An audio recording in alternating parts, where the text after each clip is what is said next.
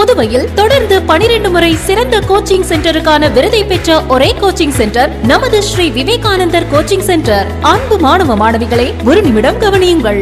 நமது Sri Vivekanandar tutorial and coaching centre school for privates, fully air conditioned with smart classrooms. 8வது தேறியவர்கள் அல்லது 9வது தவறியவர்கள் நேரடியாக SSLC-யில் சேரலாம். வகுப்புகள் முழு நாள் நடைபெறும். பள்ளிக்கே செல்லாமல் எங்களது முதலியார்பேட்டை ஸ்ரீ விவேகானந்தர் டியூட்டோரியலில் பிரைவேட்டாக 10ஆம் வகுப்பு படித்த ஜே ஷாரன் கிரேஸ் என்ற மாணவி 486 மதிப்பெண் பெற்று புதுவை மற்றும் தமிழகத்தில் மாநிலத்திலேயே முதலிடத்தை பிடித்து சாதனை படைத்துள்ளார். State first. Special coaching for assistant and SI. 12ஆம் வகுப்பு, 11ஆம் வகுப்பு மற்றும் 10ஆம் வகுப்பு தோல்வியா? இனி கவலை வேண்டாம். தோல்வியுற்ற பாடங்களில் வருகிற ஜூன் மாத தேர்வில் வெற்றி பெற சிறந்த முறையில் பயிற்சி அளிக்கப்படுகிறது. 9, 10, +1 and +2 tuition classes, all subjects. Admissions நடைபெறுகிறது.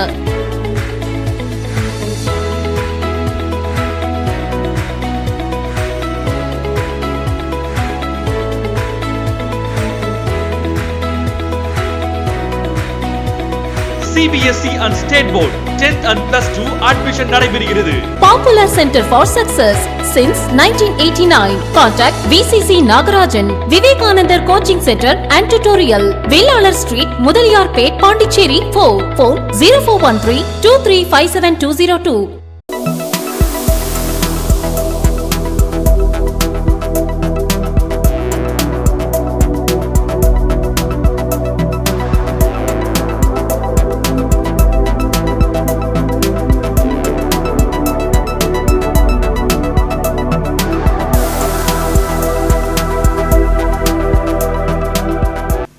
வணக்கம்.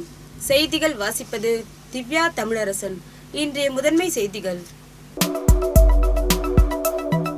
புதுச்சேரி அரசு சமூக நலத்துறை மூலம் ரூபாய் 8 கோடியே 50 லட்சம் மதிப்பிலான பல்வேறு நலத்திட்ட உதவிகளை முதலமைச்சர் ரங்கசாமி பயனாளிகளுக்கு வழங்கினார்.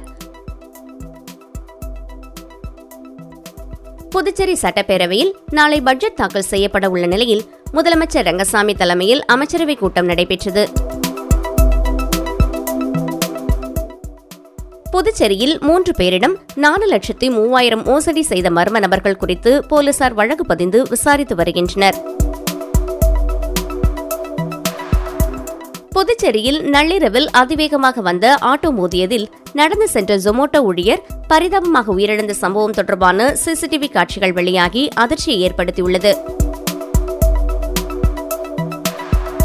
இனி விரிவான செய்திகள்.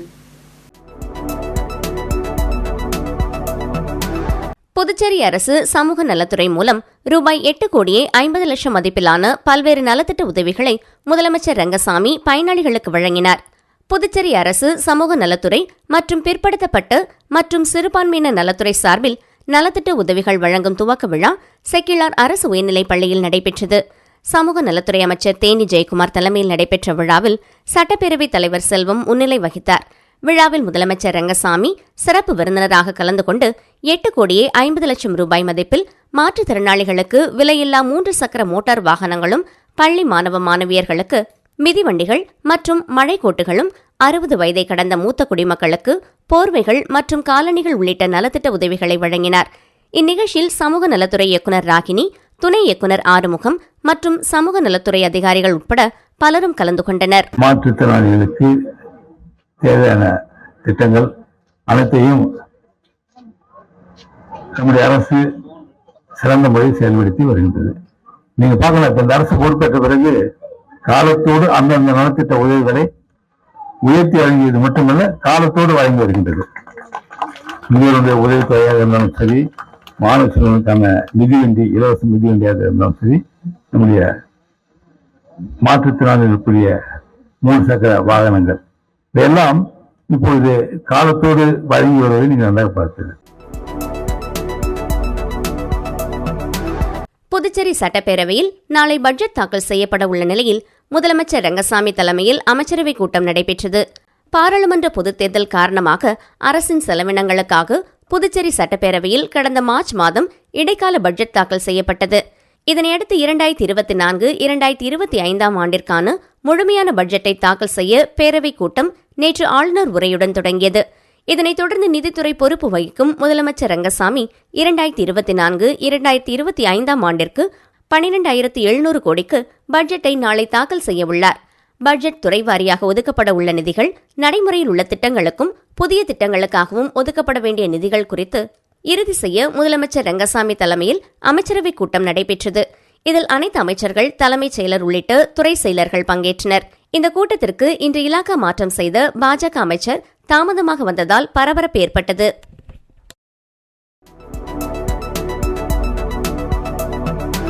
புதுச்சேரியில் 3 பேரிடம் 4,03,000 மோசடி செய்த மர்ம நபர்கள் குறித்து போலீசார் வழக்கு பதிந்து விசாரித்து வருகின்றனர். புதுச்சேரி லாஸ்பேட்டையைச் சேர்ந்தவர் கருணாநிதி. இவர் முகநூலில் தையல் தொழில் சார்ந்த பொருட்களை வாங்க குறிப்பிட்ட நிறுவனத்தை தொடர்பு கொண்ட நிலையில் அவர்கள் பொருட்களை அனுப்பி வைப்பதாக கூறி 11,000 மோசடி செய்தனர். ஏனாம் விகாஸ் பகுதியைச் சேர்ந்தவர் ராஜு. இவர் தொழில் தொடங்குவது குறித்து இணையதளத்தில் விசாரித்த நிலையில் அவரை தொடர்பு கொண்ட மர்ம நபர்கள் 2,42,000 இணைய வழியில் பெற்றுக்கொண்டு மோசடி செய்துள்ளனர். புதுச்சேரி சாரம் பகுதியைச் சேர்ந்தவர் ராஜீவ்குமார். இவர் இணையதளத்தில் வேலை தேடியுள்ளார். அப்போது அவரை தொடர்பு கொண்ட மர்ம நபர் தன்னை குறிப்பிட்ட நிறுவனத்தின் அதிகாரி என கூறியதை நம்பி 1,50,000 மர்ம நபரின் வங்கிக் கணக்குக்கு அனுப்பி ஏமாந்துள்ளார். 3 மோசடி புகார்கள் குறித்தும் புதுச்சேரி இணையவழி குற்றப்பிரிவு போலீசார் வழக்கு பதிந்து விசாரித்து வருகின்றனர். புதுச்சேரியில் நள்ளிரவில் அதிவேகமாக வந்த ஆட்டோ மோதியதில் நடந்து சென்ற ஜொமோட்டோ ஊழியர் பரிதாபமாக உயிரிழந்த சம்பவம் தொடர்பான சிசிடிவி காட்சிகள் வெளியாகி அதிர்ச்சியை ஏற்படுத்தியுள்ளது. புதுச்சேரி நெல்லித்தோப்பு பகுதியைச் சேர்ந்தவர் விஜயகுமார். இவர் ஜொமோட்டோவில் ஊழியராக பணியாற்றி வருகிறார். இந்த நிலையில் நேற்று நள்ளிரவு காமராஜர் சாலையில் வாகனத்தை நிறுத்திவிட்டு போன் பேசிக்கொண்டு நடந்து சென்று ஜொமோட்டோ ஊழியர் விஜயகுமார் மீது அதிவேகமாக வந்த ஆட்டோ எதிர்பாராத விதமாக மோதியதில் அவர் படுகாயமடைந்தார். திடீர் விபத்தால் பதட்டமடைந்த ஆட்டோ ஓட்டுநர் அருகே இருந்த கோவில் முன்பு விஜயகுமாரை உட்கார வைத்துவிட்டு தப்பி சென்றார். படுகாயமடைந்த விஜயகுமார் இரவு முழுவதும் அங்கேயே இருந்ததால் நிறைய ரத்தம் வெளியேறி பரிதாபமாக உயிரிழந்தார். இது தொடர்பாக உருளியன்பேட்டை போலீசார் வழக்கு பதிவு செய்து விசாரணை மேற்கொண்டு வருவதுடன் ஆட்டோ ஓட்டுநரை வலைவீசி தேடி வருகின்றனர். இந்த நிலையில் இந்த சம்பவம் தொடர்பான சிசிடிவி காட்சிகள் வெளியாகி புதுச்சேரியில் பெரும் அதிர்ச்சியை ஏற்படுத்தியுள்ளது. தொண்டமாநத்தம் அரசு மேல்நிலைப் பள்ளியில் சரிவிகித உணவுப் பொருட்கள் கண்காட்சி நடைபெற்றது. புதுச்சேரி அன்சாரி துரைசாமி அரசு மேல்நிலைப் பள்ளியில் யூத் அண்ட் ஈகோ கிளப் மூலம் சிக்ஷா சபத் நிகழ்ச்சியின் ஒரு பிரிவாக நியூட்ரிஷன் நாள் கொண்டாடப்பட்டது. நிகழ்ச்சியின் ஒரு பகுதியாக சரிவிகித உணவுப் பொருட்கள் கண்காட்சி மாணவ மாணவியர் மூலமாக நடைபெற்றது. நிகழ்ச்சியில் பள்ளியின் பொறுப்பு துணை முதல்வர் மனோன்மணி வரவேற்றார். கண்காட்சியை யூத் அண்ட் ஈகோ கிளப் பொறுப்பாசிரியர், தாவரவியல் விரிவுரையாளர் சி மணிகண்டன் மற்றும் யூத் அண்ட் ஈகோ கிளப் துணை பொறுப்பாசிரியர் உதயகுமார் மற்றும் தமிழ் ஆசிரியை கலைவாணி ஆகியோர் ஏற்பாடு செய்திருந்தனர். மாணவ மாணவியர் மாவு சத்து, புரத சத்து, கொழுப்பு சத்து, விட்டமின்கள், மினரல்கள் பற்றிய தனித்தனி உணவுப் பொருட்களை கொண்டு கண்காட்சி அமைத்து விரிவாக சத்து பொருட்கள் அடங்கிய உணவுப் பொருட்கள் பற்றியும் அவற்றின் குறைபாட்டால் ஏற்படும் நோய்கள் பற்றியும் விரிவாக விளக்கினர். நிகழ்ச்சியை பள்ளி மாணவர்கள் பார்வையிட உடற்கல்வி ஆசிரியர் ரகு ஒழுங்குபடுத்தி பார்வையிட ஏற்பாடு செய்தார். நிகழ்ச்சி ஏற்பாடுகளை அனைத்து ஆசிரியர்கள் மற்றும் அலுவலக ஊழியர்கள் செய்திருந்தனர். விளம்பர இடைவெளிக்கு பிறகு மற்ற செய்திகளை காணலாம். தங்கத்துடன் வெள்ளி இலவசம். ஜோஸ் ஆலுகாஸில் ஆடி சேல். தங்க நகைகள் வாங்கும் போது வெள்ளியை இலவசமாக பெறுங்கள். வைரங்களுக்கு 20% தள்ளுபடியுடனும் பிளாட்டினத்திற்கு 7% தள்ளுபடியுடனும் ஆடி சேலில் தங்க வைர நகைகள் வாங்கிட இன்றே வருகை தாருங்கள். ஜோஸ் ஆலுகாஸ். புதுவையில் தொடர்ந்து 12 முறை சிறந்த கோச்சிங் சென்டருக்கான விருதை பெற்ற ஒரே கோச்சிங் சென்டர் நமது ஸ்ரீ விவேகானந்தர் கோச்சிங் சென்டர். அன்பு மாணவ மாணவிகளை ஒரு நிமிடம் கவனியுங்கள். நமது Sri Vivekanandar tutorial and coaching centre school for privates, fully air conditioned with smart classrooms. 8வது தேறியவர்கள் அல்லது 9வது தவறியவர்கள் நேரடியாக SSLC-யில் சேரலாம். வகுப்புகள் முழு நாள் நடைபெறும். பள்ளிக்கே செல்லாமல் எங்களது முதலியார்பேட்டை ஸ்ரீ விவேகானந்தர் டியூட்டோரியலில் பிரைவேட்டாக 10ஆம் வகுப்பு படித்த ஜே ஷாரன் கிரேஸ் என்ற மாணவி 486 மதிப்பெண் பெற்று புதுவை மற்றும் தமிழகத்தில் மாநிலத்திலேயே முதலிடத்தை பிடித்து சாதனை படைத்துள்ளார். State first. Special coaching for assistant and SI. 12ஆம் வகுப்பு, 11ஆம் வகுப்பு மற்றும் 10ஆம் வகுப்பு தோல்வியா? இனி கவலை வேண்டாம். தோல்வியுற்ற பாடங்களில் வருகிற ஜூன் மாத தேர்வில் வெற்றி பெற சிறந்த முறையில் பயிற்சி அளிக்கப்படுகிறது. 9th, 10th, +1 and +2 tuition classes, all subjects admissions நடைபெறுகிறது.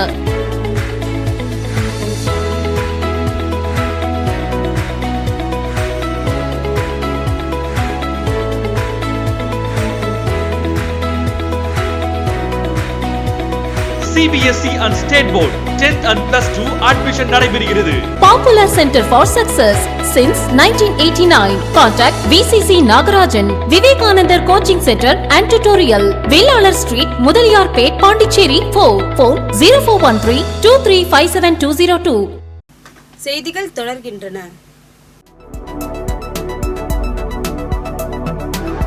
ஆதி திராவிடர் அரசு மாணவியர் விடுதியில் பணியாற்றி ஓய்வு பெற்று சமையல் உதவியாளருக்கு பாராட்டு விழா நடத்திய துறை இயக்குநர் இளங்கோவன் தனது காரிலேயே அவரை வீட்டிற்கு வழியனுப்பி வைத்த சம்பவம் நெகிழ்ச்சியை ஏற்படுத்தியுள்ளது.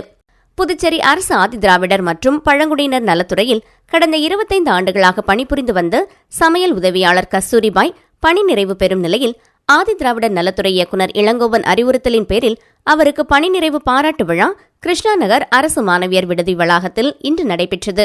விடுதி காப்பாளர் கவிதா தலைமையில் நடைபெற்ற விழாவில் சிறப்பு விருந்தினராக ஆதி திராவிடர் நலத்துறை இயக்குநர் இளங்கோவன் கலந்து கொண்டு கஸ்தூரிபாய் 25 ஆண்டுகால சேவையினை பாராட்டி சால்வை அணிவித்தும் பரிசுகள் வழங்கியும் வாழ்த்து தெரிவித்தார். தொடர்ந்து விழாவில் பேசிய இயக்குநர் இளங்கோவன் ஆதி திராவிடர் நலத்துறையில் பணியாற்றும் கடைநிலை ஊழியர்களுக்கும் பணி நிறைவு பாராட்டு விழா நடத்தி வருவது மகிழ்ச்சி அளிப்பதாகவும் எந்தவொரு வசதிகளும் இல்லாத காலத்தில் விறகடுப்பில் சமையல் செய்து 100க்கும் மேற்பட்டோருக்கு உணவு வழங்கியிருப்பது பாராட்டுக்குரியது என்றார். விழாவின் முடிவில் கஸ்தூரிபாய் மற்றும் அவரது குடும்பத்தினரை யாரும் எதிர்பார்க்காத வகையில் இயக்குநர் இளங்கோவன் தனது காரிலேயே வீட்டிற்கு அனுப்பி வைத்தது அங்கிருந்தவர்களிடையே நெகிழ்ச்சியை ஏற்படுத்தியது. இந்த நிகழ்ச்சியில் துறை கண்காணிப்பாளர் வேல்முருகன், அதிகாரிகள், ஊழியர்கள் மற்றும் மாணவிகள் திரளாக கலந்து கொண்டனர். புதுச்சேரி மின்துறை தனியார் மயமாக்கும் திட்டத்தை கைவிட வேண்டும் என்று புதுச்சேரி பாராளுமன்ற மக்களவை உறுப்பினர் திரு வே வைத்திலிங்கம் அவர்கள் மக்களவையில் நேற்று நோட்டீஸ் சமர்ப்பித்துள்ளார். புதுச்சேரி பாராளுமன்றத்தில் புதுச்சேரி பாராளுமன்ற மக்களவை உறுப்பினர் திரு வே வைத்திலிங்கம் அவர்களால் மக்களவையில் 31/7/2024 அன்று நோட்டீஸ் சமர்ப்பிக்கப்பட்டது. அவையில் திரு வே வைத்திலிங்கம் கூறியதாவது: தற்சமயம் புதுச்சேரி மாநிலத்தில் மின் விநியோகம் மற்றும் பராமரிப்பு பணிகள் மின்துறையின் மூலமாக மிகவும் செம்மையாக செயல்படுத்தப்பட்டு வருகின்றது. இந்த நிலையில் மத்திய அரசானது புதுச்சேரியில் மின் விநியோகம் மற்றும் பராமரித்தலை தனியார் வசமாக்க உத்தேசித்துள்ளதாக தெரிகிறது. புதுச்சேரி மாநிலத்தை பொறுத்தவரை அரசு சார்பு மின் நிறுவனமோ அல்லது மின் வாரியமோ மின் உற்பத்தியோ கிடையாது. அதற்கு பதிலாக அரசே நேரடியாக மின் விநியோகத்தை கவனித்து வருகிறது. மேலும் புதுச்சேரியில் மின் உற்பத்தி எதுவும் செய்யப்படவில்லை. மின் விநியோகம் மற்றும் பராமரித்தலும் குறைவான மின் இழப்புடன் புதுச்சேரி துறையால் லாபகரமாக நிர்வகிக்கப்பட்டு வருகிறது. புதுச்சேரி மின்துறையின் சொத்து மதிப்பு மிகவும் அதிகமாக உள்ளது. இத்தகைய சூழ்நிலையில் புதுச்சேரி மின்துறை தனியார் மயமாக்கப்படும் செயல் நியாயமானதல்ல. புதுச்சேரி மக்களும் மின்துறை தனியார் மயமாக்கும் திட்டத்தை கடுமையாக எதிர்த்து வருகின்றனர். நடந்து முடிந்த பாராளுமன்ற தேர்தலின் போது மக்களின் எண்ணம் மிக தெளிவாக தெரியவந்தது. ஆகையால் இத்தருணத்தில் நான் மத்திய அரசை இந்த புதுச்சேரி மின்துறை தனியார் மயமாக்கும் திட்டத்தை கைவிட வேண்டும் என்றும் அது சம்பந்தமாக இதுவரை செய்யப்பட்ட அனைத்து முயற்சிகளையும் நிறுத்த வேண்டும் என்றும் கேட்டுக்கொள்கிறேன் என்று கூறியுள்ளார்.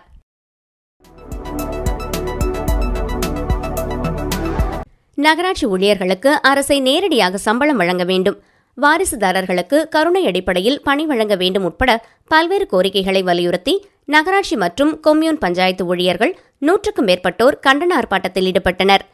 புதுச்சேரியில் பட்ஜெட் கூட்டத்தொடர் தொடங்கியுள்ள நிலையில் நகராட்சி மற்றும் கொம்யூன் பஞ்சாயத்து ஊழியர்கள் கூட்டுக்குழுவினர் பல்வேறு கோரிக்கைகளை வலியுறுத்தி தொடர் போராட்டத்தினை அறிவித்துள்ளனர். அதன்படி முதற்கட்டமாக அண்ணாசாலை அருகே கண்டன ஆர்ப்பாட்டம் இன்று நடைபெற்றது. கூட்டுக்குழு ஆலோசகர் ஆனந்த கணபதி தலைமையில் நடைபெற்ற ஆர்ப்பாட்டத்தில் 100க்கும் மேற்பட்ட ஊழியர்கள் கலந்து கொண்டு நகராட்சி மற்றும் கொம்யூன் பஞ்சாயத்து ஊழியர்களுக்கு அரசை நேரடியாக சம்பளம் மற்றும் பென்ஷன் வழங்க வேண்டும், அரசு உதவி பெறும் பள்ளி ஆசிரியர்களை பின்பற்றி நகராட்சி ஊழியர்களுக்கும் 7வது ஊதியக்குழு தொகையை வழங்க வேண்டும், பணியின் போது உயிரிழந்த ஊழியர்களின் வாரிசுதாரர்களுக்கு கருணை அடிப்படையில் பணி வழங்க வேண்டும் உட்பட பல்வேறு கோரிக்கைகளை வலியுறுத்தி கண்டன கோஷங்களை எழுப்பினர். இதேபோல புதுச்சேரி பிராந்தியமான ஏனாமிலும் நகராட்சி மற்றும் கொம்யூன் பஞ்சாயத்து ஊழியர்கள் ஆர்ப்பாட்டத்தில் ஈடுபட்டனர். மேலும் வரும் 8ஆம் தேதி 2ஆம் கட்டமாக புதுச்சேரி உள்ளாட்சித்துறை அலுவலகம் முன்பு கண்டன ஆர்ப்பாட்டம் நடைபெறும் என அறிவித்துள்ளனர்.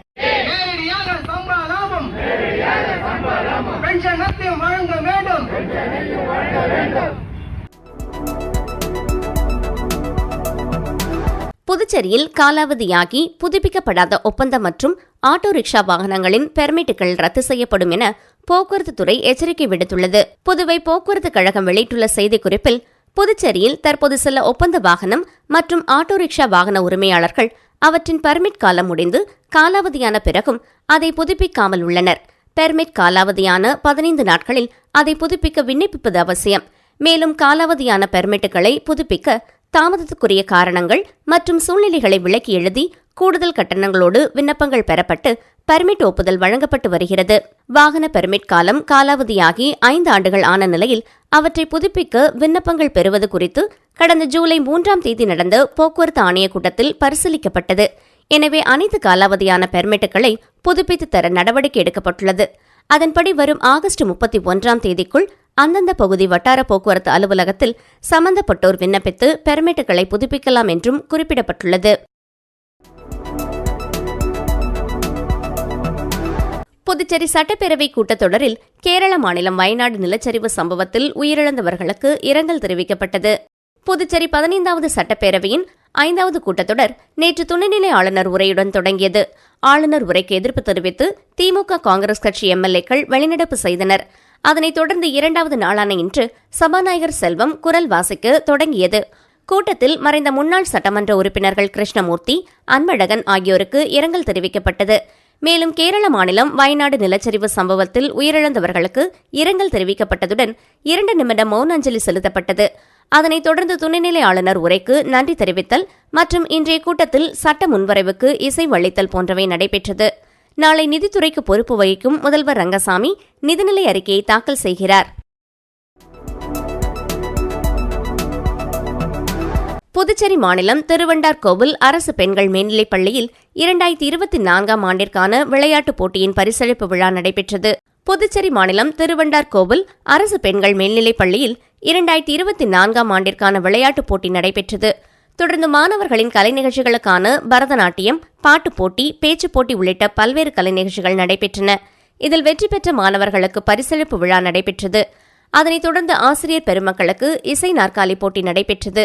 இதில் வெற்றி பெற்ற முதல் 3 ஆசிரியர் பெருமக்களுக்கு பரிசுகள் வழங்கப்பட்டன. நிகழ்ச்சிக்கு பள்ளியின் துணை முதல்வர் சேவியர் ஆண்டனி, பள்ளி தலைமை ஆசிரியர் மங்களம் ஆகியோர் தலைமை தாங்கினர். வேதியியல் விரிவுரையாளர் சாந்தி வரவேற்புரை வழங்கினார். திருவண்டார்கோவில் அரசு தொடக்கப்பள்ளி தலைமை ஆசிரியை விஜயலட்சுமி வாழ்த்துரை வழங்கினார். புதுவை விளையாட்டுத்துறையின் துணை இயக்குநர் வைத்தியநாதன் ஏற்புரை வழங்கினார்.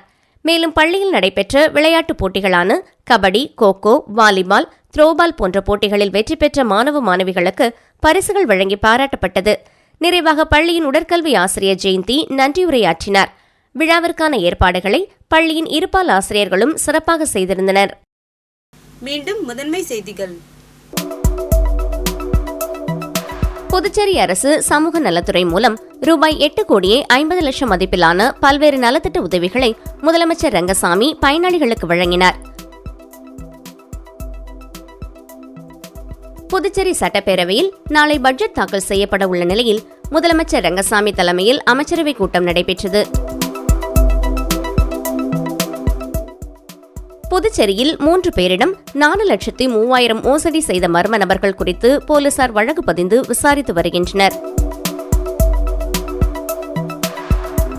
புதுச்சேரியில் நள்ளிரவில் அதிவேகமாக வந்த ஆட்டோ மோதியதில் நடந்து சென்ற ஜொமோட்டோ ஊழியர் பரிதாபமாக உயிரிழந்த சம்பவம் தொடர்பான சிசிடிவி காட்சிகள் வெளியாகி அதிர்ச்சியை ஏற்படுத்தியுள்ளது. இத்துடன் இச்செய்தி அறிக்கை நிறைவு பெறுகின்றன. நன்றி, வணக்கம்.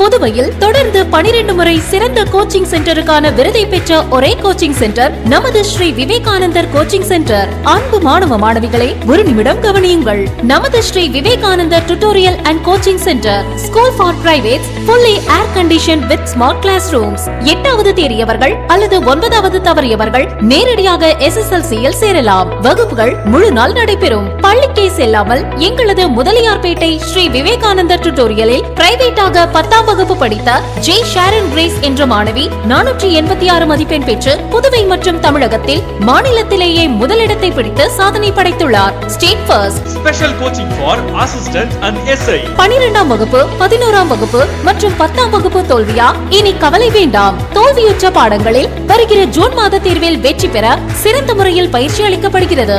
9, 10, +1 and +2 tuition classes, all subjects admissions நடைபெறுகிறது.